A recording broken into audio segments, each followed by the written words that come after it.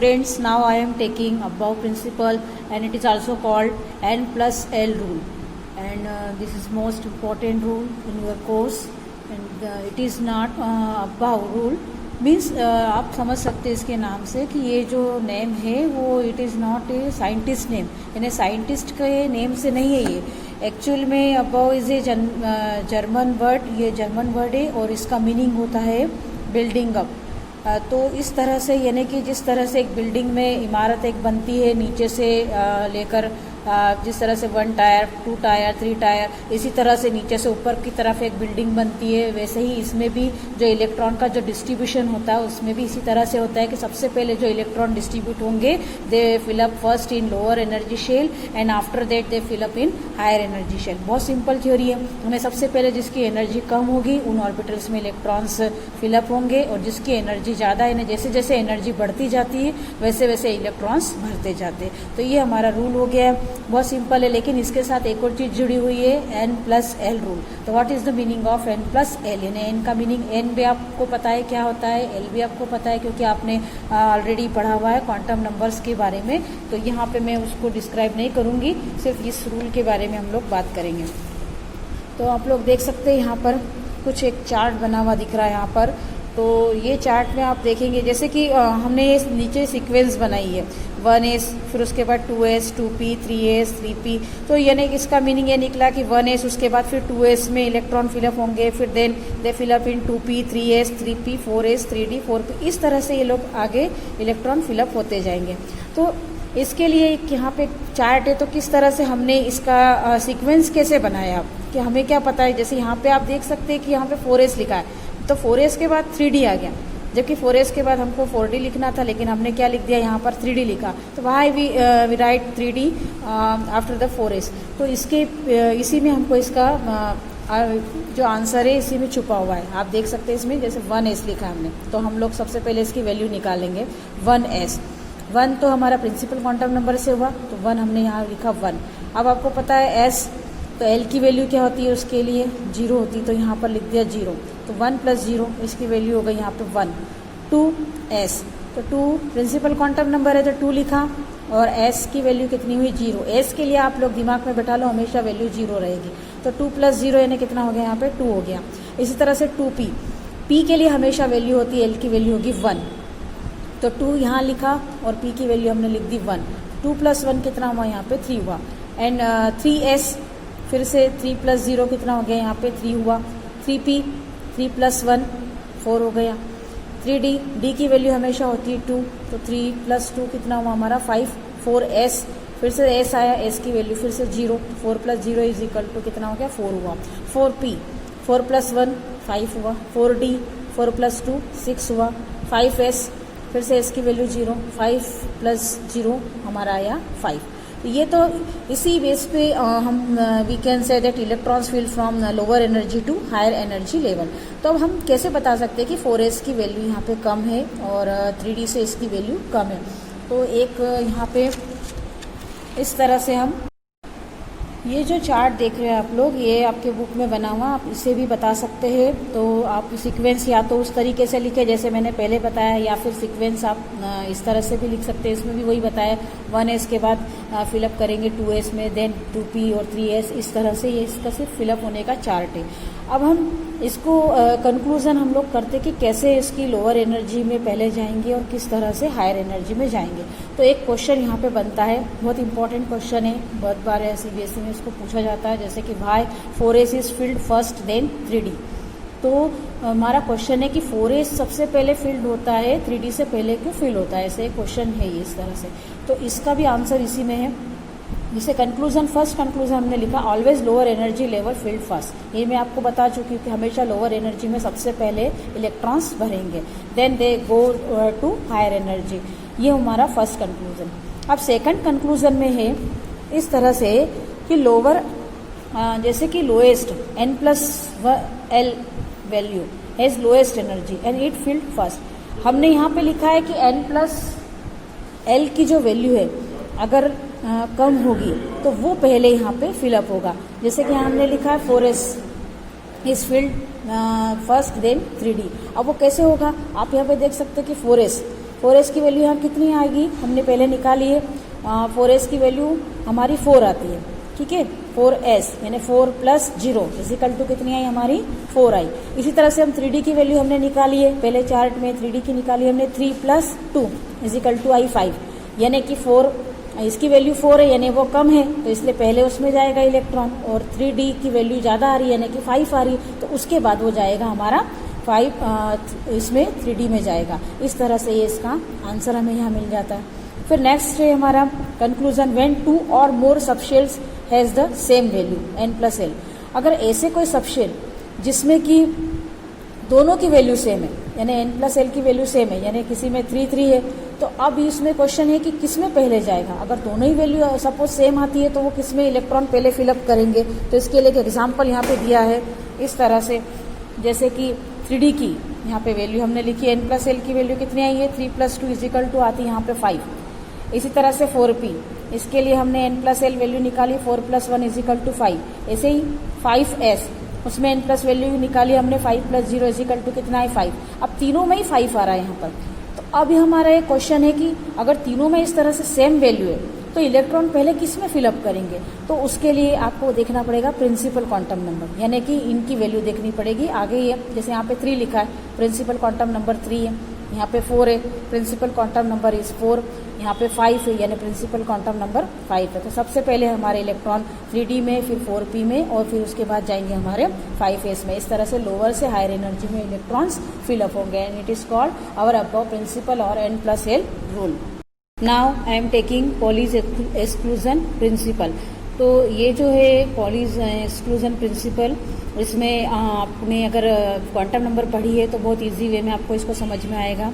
जैसे कि इसमें लिखा है हमने प्रिंसिपल में, no 2 electrons in an atom can have same set of 4 quantum numbers.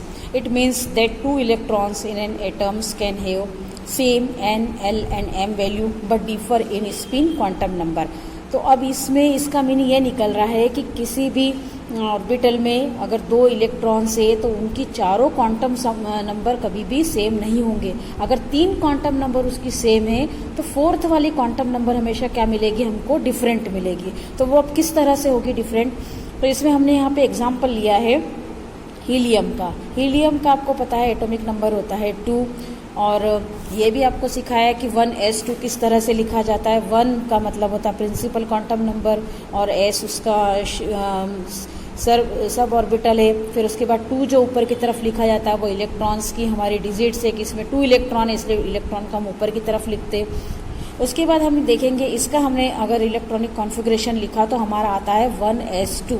Okay, तो इस तरह से अब हम इसके लिए क्वांटम नंबर लिखेंगे। तो हम अब 1s2 है, 1s2 का मतलब हुआ कि एक बॉक्स में कितने इलेक्ट्रॉन हुए हमारे 2 इलेक्ट्रॉन। 2 इलेक्ट्रॉन में से अब हम फर्स्ट इलेक्ट्रॉन के लिखते हैं क्वांटम नंबर। तो n की वैल्यू 1 है। n की वैल्यू 1 कैसे आई, इसमें इस तरह से लिखा है n की वैल्यू यहाँ पर है 1 क्यों है, क्योंकि यहाँ पर है हमारा प्रिंसिपल क्वांटम नंबर क्या है, यहाँ पे 1 है इसलिए n के लिए 1 है। अब n की वैल्यू 1 है और यहाँ पे s है, इसका मतलब हमको लिखना है l की वैल्यू हमेशा क्या लिखेंगे, हम 0 लिखेंगे। तो हमने l की वैल्यू लिखी यहाँ पे 0। अब l की वैल्यू 0 है इसीलिए ऑब्वियसली इसका जो m की वैल्यू क्या आ जाएगी, हमारी 0 ही आएगी। अब इसके लिए हमको मालूम है कि जो फर्स्ट इलेक्ट्रॉन है ऑर्बिट में वो हमेशा क्लॉकवाइज स्पिन करता है और जो सेकंड वाला है वो हमेशा एंटी क्लॉकवाइज। तो ये फर्स्ट इलेक्ट्रॉन है इसलिए इसके लिए हमने लिख दिया स्पिन कैसी रहेगी इसकी +½ तो हमने पॉजिटिव साइन में लिखा ½ लिख दी। अब ये इसी तरह से हम सेकंड इलेक्ट्रॉन की लिखेंगे चारों क्वांटम नंबर। तो n की वैल्यू हमने लिखी 1, सेम उसी प्रोसीजर में शेल के लिए ये l = 0 यानी सब शेल के लिए, m = 0 यानी कि ऑर्बिटल के लिए है। इसी तरह से सेकंड वाले की क्या आई हमारी क्वांटम नंबर -½ अब आप देख सकते हैं इन दोनों फर्स्ट इलेक्ट्रॉन और सेकंड इलेक्ट्रॉन तीनों क्वांटम नंबर सेम है। इसमें भी n की वैल्यू दोनों में 1 है, l की वैल्यू दोनों में 0 है, m की वैल्यू दोनों में 0 है। अब लेकिन यहाँ आपको दिख रहा है डिफरेंस दिख रहा है, यहाँ पे यहाँ +½ है फर्स्ट इलेक्ट्रॉन के लिए, जबकि सेकंड यहाँ इलेक्ट्रॉन के लिए क्या होगा यहाँ पे -½ है। तो इसका एक सबसे अच्छा एग्जांपल है हम हमारे डेली लाइफ में ले सकते हैं, जैसे कि ट्विंस। हम मान सकते हैं कि electrons are twins not brother और सिस्टर। हम उसको बता सकते हैं कि इलेक्ट्रॉन एक ट्विंस जैसा है। आपने देखा होगा कि कुछ ट्विंस रहते हैं बिल्कुल सेम रहते, सभी उनकी शक्ल इतनी सेम रहती है कि हम उनको पहचान नहीं पाते, लेकिन कोई ना कोई एक ऐसा क्लू होता है जिससे कि उनको पहचान सकते। तो ये आप मान सकते हैं कि फोर्थ वाला एक क्लू है, जिससे कि हम पता कर सकते हैं कि फर्स्ट इलेक्ट्रॉन कौन सा और इसका सेकंड इलेक्ट्रॉन कौन सा। जैसे कि फर्स्ट इलेक्ट्रॉन में हमने बताया कि प्लस हाफ है, इससे हमने पहचान लिया कि कौन सा वाला इलेक्ट्रॉन था, इसका फर्स्ट इलेक्ट्रॉन था। और सेकंड में हमको क्लू क्या मिला, यहाँ पे माइनस हाफ है, तो उससे हमने पहचान लिया इसको कि ये कौन सा था, हमारा सेकंड इलेक्ट्रॉन था। So very simple Pauli principle. लेकिन इसका एप्लीकेशन क्या है, हमें क्या इसका यूज़ है?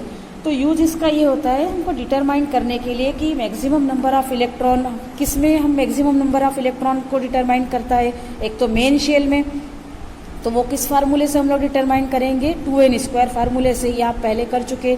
फिर सब शेल में भी इलेक्ट्रॉन को क्या करता है, ये डिटरमाइन करता है। जैसे कि इसके लिए फार्मूला है 2l+1। इस तरह से ये मेन शेल में और सब शेल में इलेक्ट्रॉनों को डिटरमाइन करने के लिए क्या होता है, पॉली एक्सक्लूजन प्रिंसिपल का यूज होता है।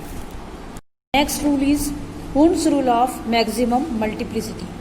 तो ये जो रूल है, according to Hund's this rule, the electrons start pairing only when all the degenerate orbitals of a subshell are singly occupied with parallel spins। इसका मीनिंग ये निकल रहा है कि जब तक ऑर्बिटल्स इलेक्ट्रॉन से फुलफिल नहीं हो जाते, कोई भी एक ऑर्बिटल, तब तक पेयरिंग स्टार्ट नहीं होती। तो इसके लिए हम यहाँ पे एग्जांपल ले रहे हैं कार्बन का एग्जांपल यहाँ पे लिया है हमने। आप देख सकते हैं कार्बन का एटॉमिक नंबर होता है 6 और इसका सिंपल डिस्ट्रीब्यूशन करेंगे तो कितना आएगा, 2 and 4। इस तरह से 2 और 4 आया। अब हम इसको इलेक्ट्रॉनिक कॉन्फ़िगरेशन हम जब लिखेंगे तो इस तरीके से लिखेंगे 1s2 2s2, यानी ऊपर की तरफ 2s का मतलब 2 इलेक्ट्रॉन, इधर भी 2 है ऊपर की तरफ, इसका मतलब इसमें भी 2 इलेक्ट्रॉन। और फिर उसके बाद हमारा पी के हमेशा 3 बनते हैं बॉक्स, तो इस तरह से 3 बॉक्स हमने बनाए। तो टोटल हम फिलअप कर देंगे, पहले वाले में 2 इलेक्ट्रॉन, फिर 2 इलेक्ट्रॉन। अब इसके बाद आप देख सकते हैं यहाँ 1 है और यहाँ पे भी 1 इलेक्ट्रॉन है। अगर हम चाहते तो अगर हमने इस तरह से लिख दिया इसको एक ही इसमें, यानी px में अगर हम दोनों इलेक्ट्रॉन लिख देते तो ये हमारा रॉन्ग पैटर्न होता अकॉर्डिंग टू रूल। यानी कहने का मतलब है जब तक ये डीजेनरेट का मीनिंग मैंने आपको पहले ही बता दिया, व्हाट इज डीजेनरेट, यानी इनकी एनर्जी सेम होती है तो उनको कहा जाता है डीजेनरेट ऑर्बिटल्स। तो यहाँ पर जब तक एक तीनों में इलेक्ट्रॉन नहीं भर जाता, यानी इस आप देख सकते हो px py और ये यहाँ पर है pz, तो यानी कि px में, फिर उसके बाद फिलअप होगा y में, फिर उसके बाद फिलअप होगा वो z में। तो जब तक सब में कंप्लीट नहीं हो जाता इंडीजेनरेट में, तब तक यहाँ पे पेयरिंग स्टार्ट नहीं होगी। यानी जो नेक्स्ट वाला इलेक्ट्रॉन आएगा फिर वो इसके बाद का अगर कोई इलेक्ट्रॉन हुआ तो वो इस वाले में आएगा क्योंकि ये खाली है। फिर उसके बाद भी अगर कोई इलेक्ट्रॉन हुआ तो वो कहाँ जाएगा, फिर इसमें, फिर यहाँ से पेयरिंग स्टार्ट होगी। तो जब तक ये डीजेनरेट ऑर्बिटल एक इलेक्ट्रॉन से कम्प्लीटली फिल नहीं हो जाते तब तक पेयरिंग स्टार्ट नहीं होगी। तो ये हुन्स ने बताया था इस तरह से। इसी तरह से यहाँ ऑक्सीजन में भी हमने एग्जाम्पल देके बताया है। तो इसमें भी इसी तरह से पेयरिंग हम तभी स्टार्ट करेंगे जब तक कि एक इलेक्ट्रॉन फुलफिल नहीं हो जाता। आप देख सकते हैं ऑक्सीजन का एटॉमिक नंबर होता है 8 और उसके बेस पे हमने इसको डिस्ट्रीब्यूट किया है 1s2 2s2 2p4 लिखा है। फर्स्ट वाले में 2 ऑक्यूपाई हो गए क्योंकि s में 2 हो सकते हैं कंप्लीट इलेक्ट्रॉन। इसी तरह से 2s में भी s है ऑर्बिटल, इसमें भी 2 इलेक्ट्रॉन रह सकते हैं। अब 2p4 में आप देख सकते हैं यहाँ पे जब तक 1 2 3 यानी इस तरह से एक कंप्लीटली भर नहीं गए उसके बाद ही यहाँ से पेयरिंग स्टार्ट हुई। अगर ये लास्ट वाला अगर हम यहाँ लिख देते इलेक्ट्रॉन तो ये हमारा रॉन्ग हो जाता। हमको पहले एक से सभी को फुलफिल करना, उसके बाद ही हमको क्या करना है, पेयरिंग स्टार्ट करनी है। तो इस तरह से ये after filling px py pz orbitals pairing takes place. तो इस तरह से हुन्स रूल जो होता है उसमें पेयरिंग जब तक स्टार्ट नहीं होती जब तक सभी डीजेनरेट ऑर्बिटल्स एक इलेक्ट्रॉन से फुलफिल नहीं हो जाते।